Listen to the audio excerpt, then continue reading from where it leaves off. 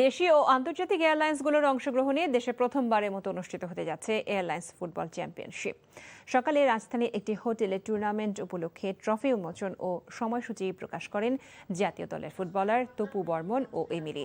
Aviation and tourism journalist ফোরামের আয়োজনে আগামী ৩ ও ৪ জুলাই রাজধানী গুলশান ইয়ুথ ক্লাব টার্ফ মাঠে এই আন্তর্জাতিক টুর্নামেন্ট অনুষ্ঠিত হবে।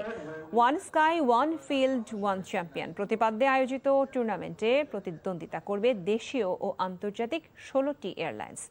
পেশাজীবীদের মধ্যে সুস্থ প্রতিযোগিতা ও নেটওয়ার্কিং এর সংস্কৃতি গড়ে তুলতে এই উদ্যোগ নেওয়া হয়েছে বলে জানিয়েছেন আয়োজকরা। প্রতি সপ্তাহে সর্বোচ্চবার বিকাশ পেমেন্টে 50 জন হবেন পেমেন্ট চ্যাম্পিয়ন। জিতে নিন টিভি সহ আকর্ষণীয় সব প্রাইজ।